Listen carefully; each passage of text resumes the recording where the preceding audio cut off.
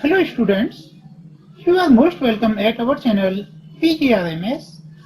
आज हम स्टडी करने जा रहे हैं क्लास 7 हिंदी चैप्टर 3 हिमालय की बेटियां। स्टूडेंट्स, यहाँ बेटी होने से मीन्स है प्यार से लालन पालन होना। एक बार लेकर हिमालय पर गए, वहाँ उन्होंने नदियों को किसी दूसरे ही रूप में देखा था।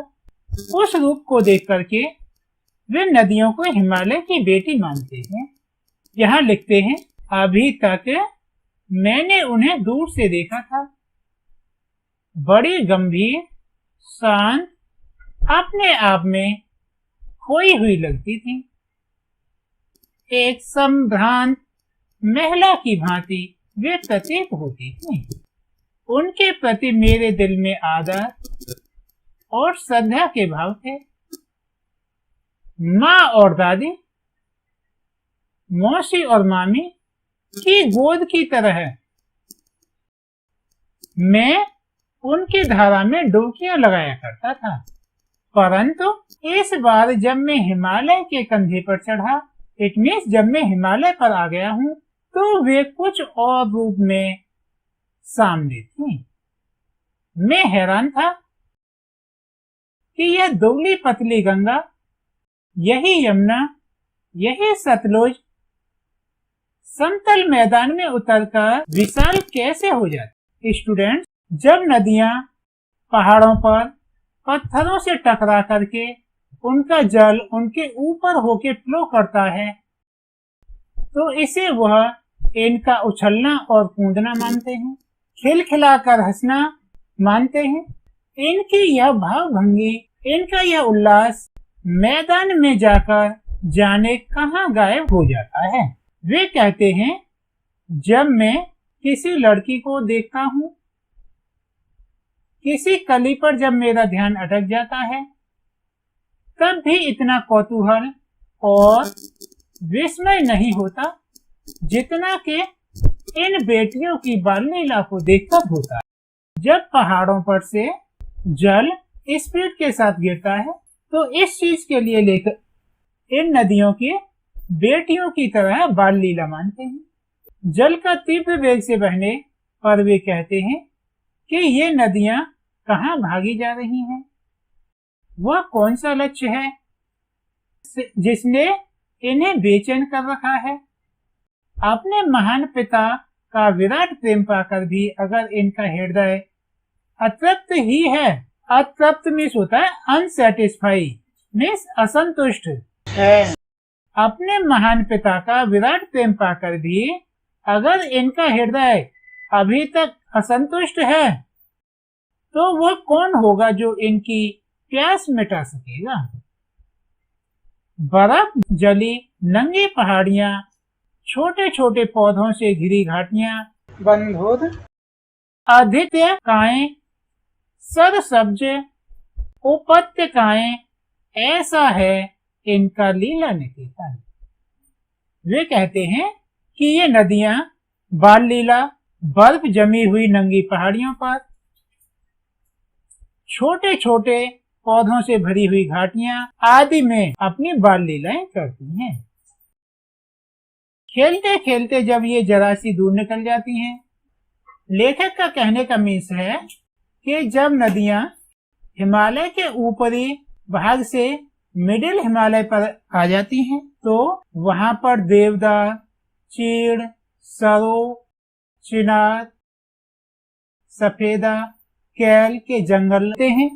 और लेखक कहता है कि शायद वहां पहुंचकर इन्हें बीते दिनों की याद करने का मौका मिल जाता होगा। इस बात को कौन जाने कि बुढ़ा हिमालय अपनी इन नटखट बेटियों के लिए कितना सिर धुनता होगा।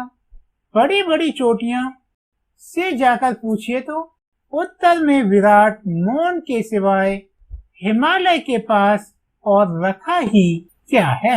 सिंधु और ब्रह्मपुत्र, ये तो ऐसे नाम हैं जिनके सुनते ही रावी, सतलुज, ब्यास, चनाब, झेलम, काबुल, कुंभा, कपिसा, गंगा, यमुना, सरयू, गंडक, कोसी, आदि हिमालय की छोटी बड़ी सभी नदियां आंखों के सामने नाचने लगती हैं। वास्तव में सिंध और ब्रह्मपुत्र स्वयं कुछ नहीं है। दयालु हिमालय के पिघले हुए दिल की एक एक बूंद न जाने कब से इकट्ठा होकर इन दो महानदों के रूप में समुद्र की ओर प्रवाहित होती है। यहाँ पर लेखक सिंधु और ब्रह्मपुत्र नदी के जल को दयालु हिमालय के पिघले हुए दिल की एक एक बूंद के द्वारा इकट्ठा होकर प्रवाहित जल के रूप में देखता है और आगे कहता है कि वह समुद्र कितना सौभाग्यशाली है जिसे पर्वतराज हिमालय की इन दो बेटियों का हाथ पकड़ने का श्रेय मिला। जिन्होंने मैदानों में ही इन नदियों को देखा होगा, उनके ख्याल में शायद ही यह बात आ सके कि बूढ़े हिमालय की गोद में बच्चियां बनकर ये कैसे खेला करती हैं।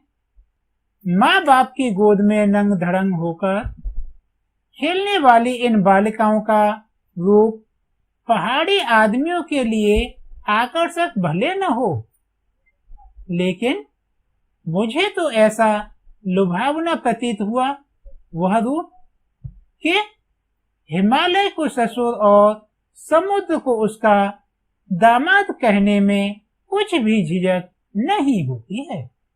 यहाँ पर लेखक नदियों को माँ बाप की गोद में नंग धड़ंग होकर खेलने वाली बालिकाएं मानता है और कहता है कि नदियों का यह रूप पहाड़ी आदमियों के लिए भले ही आकर्षक न हो, लेकिन मुझे तो यह बहुत ही लुभावना प्रतीत होता है।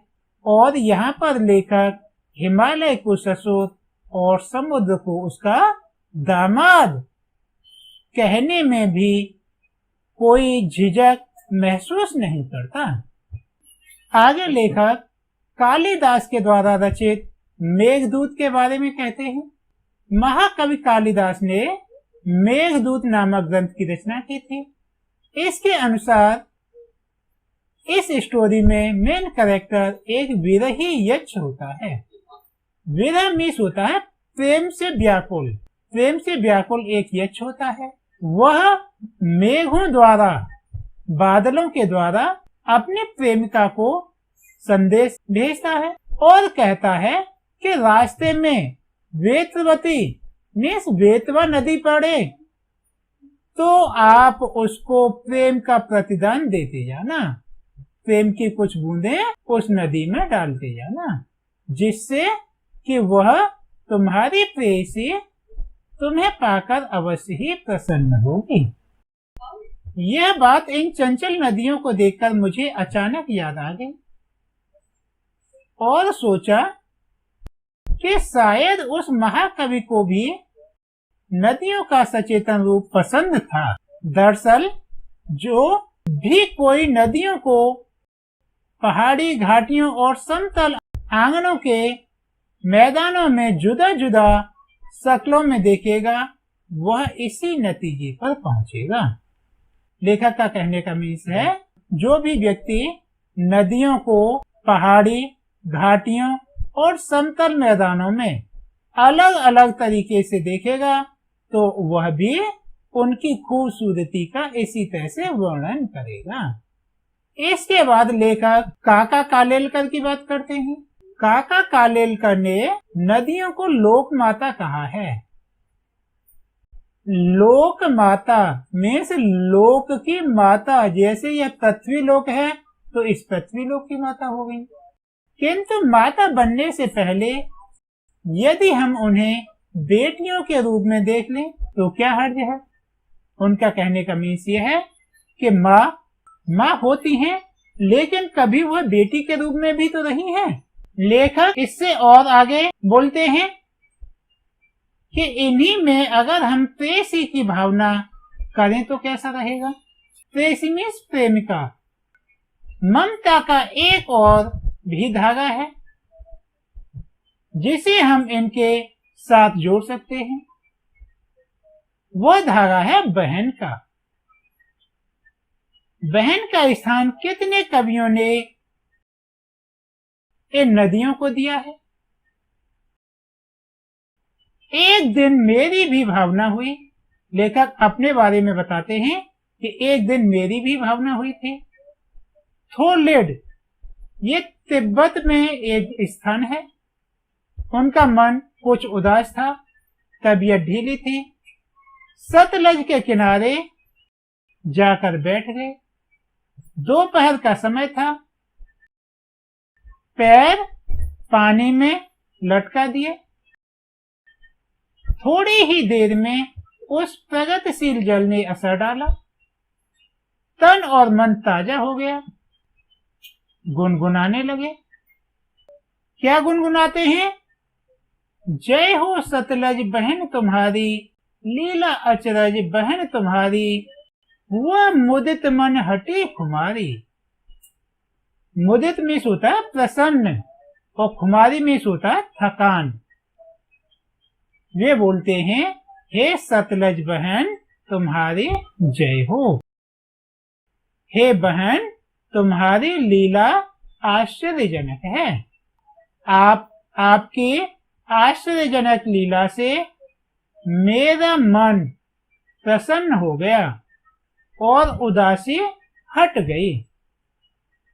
जाऊं मैं तुम पर बलहारी, तुम बेटी यह बाप हिमालय, चिंतित पर चुपचाप हिमालय, प्रकृति नटी के चित्तित पट पर अनुपम अद्भुत छाप हिमालय।